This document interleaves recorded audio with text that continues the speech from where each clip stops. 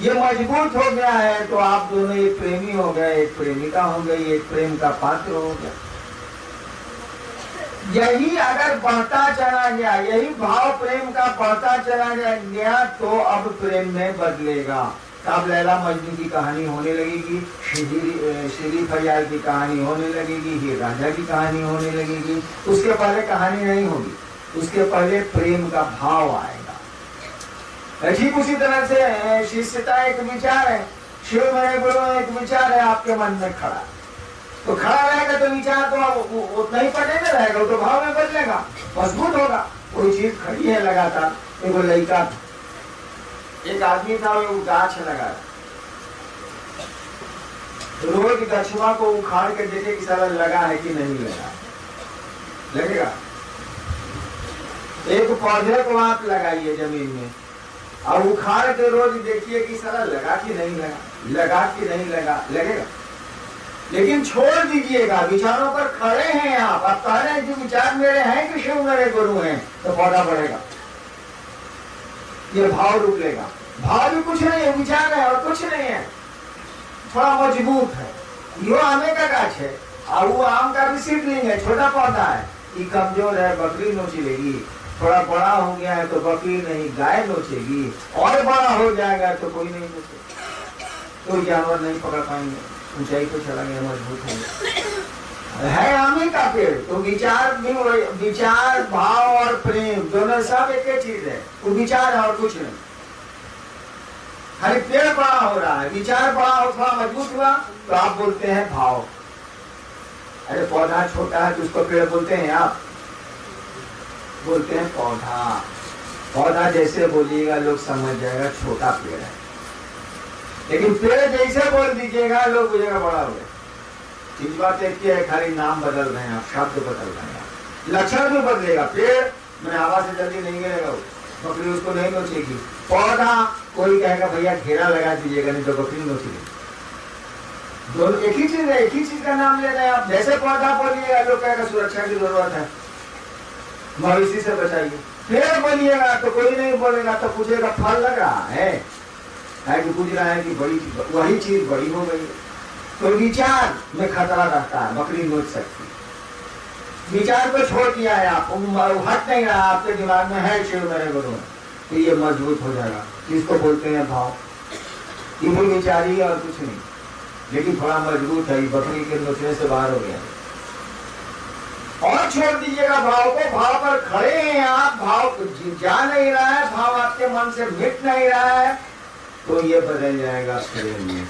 जब प्रेम में ये रूपांतरित होगा, प्रेम में जब ये बदल जाएगा, तब खुदा मियां भी इसको नहीं तोड़ सकता। अगर टूट गया तो कहा जाता है ये प्रेम ही है। शेक्सपियर बोलता है ना, if love alters it is no love. अगर प्यार परिवर्तनशील है तो ये प्यार नहीं, तब कोई नहीं तोड़ सकता है। तब ईसा को छुरी पे चढ़ा दीजिए, मंसूर को कत्ल कर दीजिए, मीरा को जहर दे दीजिए, सुकरात को जहर दे दीजिए, जो मन करे तो कर दीजिए, न बदले। रामकृष्ण परमहंस को कैंसर हो जाएगा, कोई अंतर नहीं आता। बोले रोज साला जी हम कर रहे हैं पूरा सुन। तो जो आपका सवाल है उसका उत्तर है कि शिव गुरु होगा।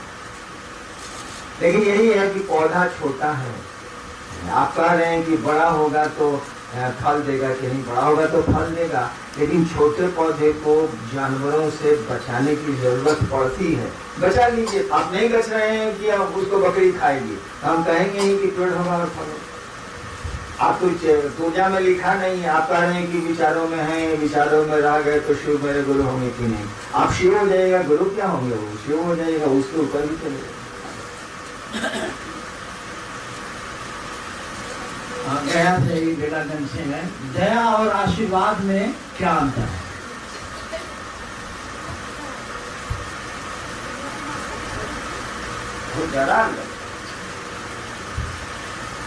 दया और आशीर्वाद में क्या अंतर? अगर दया के प्रयोजन से आशीर्वाद दिया जा रहा है तब तो ठीक है, आशीर्वाद कमजोर होता जाएगा। दया के लिए अगर आशीर्वाद दिया जा रहा है तब तो ठीक है, और दया के लिए आशीर्वाद वही दे सकता है जिसके पास गुरु भाव है, अन्यथा आप नहीं दे सकते। अभी हमने कहा कि दया करने का अधिकार गुरु को है। गुरु बने हम बोले ना कि ब्याह करने का अधिकार गुरु का है, गुरु को छोड़ के किसी को नहीं। अगर देवता भी गुरु है तो उनको है, आदमी भी गुरु है तो उसको है, दूसरे को नहीं। अगर देवता कोई गुरु का काम करते हैं, गुरु है वो, तो उनको है, वो दया कर सकते हैं। ईश्वर को तो पूरा का पूरा पावर है, अगर उसमें दया नहीं है तो संसार में दया हो ही नहीं सकती। इसीलिए कहा जाता है शिव को करुणावतारम संसार सारम। शिव को कहा जाता है ना भुजगेंद्रहारम करुणावतारम। करुणा के आप अवतार हैं, क्योंकि करुणा से ही दया निकली है। करुणा ईश्वर का गुण है जो पूरी सृष्टि में फैला, वही करुणा से दया निकली है। जो ईश्वर गुरु होता है तो उसका प्रयोग करता है। अगर शिव करुणावतार नहीं हो तो संसार में कोई गुरु हो ही नहीं। इसी करुणा से दया निकलती है, इसीलिए शिव को कहा गया, शिव ईश्वर का नाम है ना, कहा गया है संसार सारम भुजगेंद्रहारम करुणावतारम। करुणा का अवतार है। हाँ, क्या बोल रहे? आशीर्वाद। हाँ, आशीर्वाद अब किस चीज के लिए दिया जा रहा है ये तो कहना बड़ा मुश्किल है। लौकिक जगत के लिए भी आशीर्वाद दिए जाते हैं, दीर्घायु होइए, ये होइए, वो होइए, जो देते ही हैं। और दया का तो एकदम पर्टिकुलर, उसका तो सीमित अर्थ है जीव को शिव की ओर ले जाना। आदमी का मन शिव की ओर चले, इसी को दया बोलते हैं। अगर दया के लिए आशीर्वाद दिया जा रहा है तो आशीर्वाद देने का भी अधिकार उसी को होगा जो गुरु है, अन्यथा नहीं हो सकता। क्योंकि दया गुरु का पावर है, उसके लिए कोई आशीर्वाद देगा तो ये गुरु का पावर है। गुरु कहते किसको है? हम कई बार बोले हैं कि आप लोग भी दया करते हैं, आप ही लोगों की दया से महादेव का काम चल रहा है, बोले है ना। आप ही बोल रहे हैं कि दया करने का अधिकार गुरु को छोड़ के दूसरे को नहीं। हम कई बार बोले हैं कि आप ही लोगों की दया से क्षेत्रों में शिव शिष्यता बढ़ रही है, बोले हैं। आप ही बोल रहे हैं कि गुरु को छोड़ के दया करने का अधिकार किसी को नहीं है, तो हम गलत बोले होंगे जरूर कहीं, क्या तो आप गुरु नहीं है, आप तो शिष्य हैं। आप कहते हैं कि शिव मेरे गुरु है, यानी दोनों बात आपस में कर रही है। हम कई बार बोले हैं कि हमारे गुरु भाइयों की दया, गुरु बहनों की दया से क्षेत्रों में शिव का भी बढ़ रहा। अभी आपको बोल रहे हैं कि दया करने का अधिकार मात्र गुरु को है, दूसरे किसी को नहीं है। देवता भी गुरु होंगे तो उनको है, राक्षस भी गुरु होंगे तो उनको है, आदमी भी गुरु होगा तो उनको है, कमोबेश। आप कह रहे हैं कि शिव मेरे गुरु है, आप तो गुरु हैं, तो फिर आपको अधिकार कहाँ से आया? कहीं ना कहीं मैं गलत बोल रहा हूं। आप बताइए गुरु कहते किसको?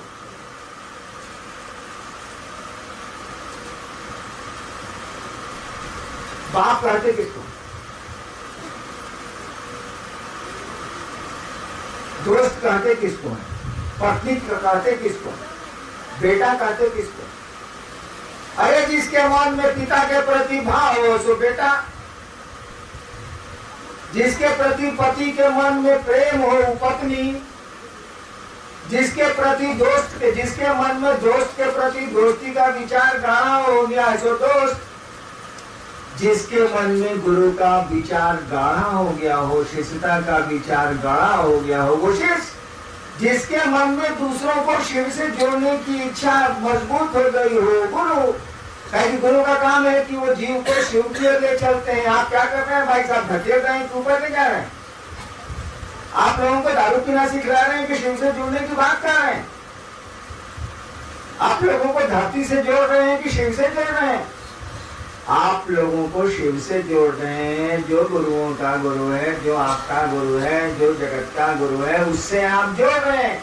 ये काम आपका है कि गुरु जी का है? गुरु शिष्य बनाएगा कि चेला बनाएगा? से बताइए, चेला कहीं चेला बनाता है भाई जी? गुरु ने चेला बनाएगा। आप गुरु नहीं है, काम क्या कर रहे हैं भाई जी? काम कर रहे हैं गुरु वाला। गुरु है नहीं आप। आपके गुरु ने कहा कि खबरदार तुम गुरु, जहां आपने को बोला कि टांग तोड़ देंगे, आप गुरु बन नहीं सकते। गुरु का आदेश तो सर्वोपरि होता है, आप बन नहीं सकते। कम्मा क्या कर रहे हैं सेना बताइए? आप वही काम कर रहे हैं जो एक गुरु करता है, लोगों के लिए शिष्य, लोगों को शिव से जोड़ रहे हैं, शिव गुरु से जोड़ रहे हैं। यानी आपका शिष्य भाव उस गुरु के प्रति है, और शिष्य भाव गुरु के प्रति होने से गुरु भाव आप में आया है और वही काम कर रहा है। तो जो गुरु भाव रखेगा सो गुरु है, जो बाप का भाव रखेगा सो बाप है, जो पत्नी का भाव रखेगा सो पत्नी है, जो पति का भाव रखेगा सो पति है, जो दोस्त का भाव रखेगा सो दोस्त है। तो आप गुरु का भाव रखते हैं, गुरु नहीं है, तो गुरु भाव को पावन है ना दया करने का कि नहीं है। इसीलिए मैंने अक्सर कहा है कि हमारे गुरु भाई बहन दया करते हैं क्षेत्रों में, तो शिव का काम बढ़ता है, लोग शिव को गुरु मानते हैं और शिव चर्चाएं बढ़ रही हैं, लोग शिव से बन रहे हैं। तो गुरु भाव में गुरु कहलाता है, आप वो दया करने का अधिकारी है। हाँ, ये बात दूसरी है कि पानी तो जमीन का नहीं है, भले चापाकल खींचे या बोरिंग खींचे या कुएं से बाल्टी से आप निकाले, पनिया तो जमीन का। तो दया तो उस महागुरु की ही है, दया तो उस ईश्वर के गुरु भाव की है। उसी से लेके यहाँ धरती पर कोई भी गुरु उसका प्रयोग करते हैं, है उन्हीं की चीज मिलती है हमको आपको। जैसे जैसे शिष्य भाव दीजिएगा गुरु भाव आपको मिलेगा, और उसी से जगत का उन्नयन होता है, जगत का उत्थान। तो आशीर्वाद अलग चीज है, और गुरु भाव के लिए अगर दया के लिए आशीर्वाद दे रहे हैं तो गुरु भाव होना चाहिए, अन्यथा लागू नहीं।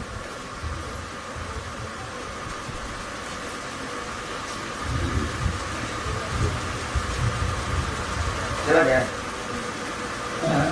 इंदिरा देवी, सीतामढ़ी, शांति नगर। शिव शिष्य परिवार में कोई गलती देखती हूँ तो मुझे क्यों दुख होता है? परेशानी आपको होना चाहिए। और दूसरी चीज है कि शांति नगर मोहल्ला में गुरु भाई बहन गुरु के में कम चलते हैं, इसके लिए दया मांगती हूँ, मेरा गुरु कार्य खूब चले, मुझ पर दया करें। कोई सवाल नहीं है। खेत में बैल चढ़ते हुए देख रहे हैं, धान के खेत में तो तू खापो का है हो रहा है। तो आप खेत वाले को होना चाहिए, किसी को होगा कि देखिए कितना बढ़िया धान लगा हुआ है, सारा भैंस घुस के चल रही है, कोई देखने वाला नहीं है। किसी को होगा, किसी भले आदमी को होगा, कितना बढ़िया धान का लगा हुआ है, सारा 5 को भैंस घुस के चल रही है, कोई सारा रखवाला है ना कोई देखने वाला है, तो धान बर्बाद हो रहा है। भैंस तो भूसा भी खा लेगी, धान लगा हुआ पका हुआ धान कोई खा रही है, धान न होगी तो किसी को दुख होगा, भले आप कुछ कर पाइए अथवा न कर पाइए, लेकिन दुख तो शिवसिद्ध परिवार में आपको गड़बड़ी नजर आती है तो आपको दुख होता है। होना चाहिए हमको, हम देखेंगे तब ना हमको होगा, साला हम देखते नहीं करते तो होगा कहाँ। हमारा देखने का दृष्टिकोण अलग है। भाई साहब इस गिलास में कितना पानी है? एक आदमी कहेगा कि जी इतना खाली है, एक आदमी कहेगा गिलास भरा हुआ है, आप पीजिए तो सही भाई साहब, थोड़ा ही ना कम है। एक आदमी कहेगा गिलास में पानी है, एक आदमी कहेगा कहाँ है, 1/4 खाली है। एक आदमी को नजर आ रहा है गिलास खाली है, एक आदमी को नजर आ रहा है गिलास भरा हुआ है। तो हमको गिलास भरा हुआ नजर आता है, इसीलिए खाली का हम देखते नहीं है। और खाली देखने से लाभ क्या है भाई जी? आपको चाहिए कि उस गिलास को पानी से भर दें। शोर करने से गिलास खाली ही खाली रहेगा, भरेगा नहीं। उसको भरिए, गड़बड़ी देख के दुखी मत होइए, गड़बड़ी को हटाने की कोशिश करिए, उसके लिए गुरु से दया मत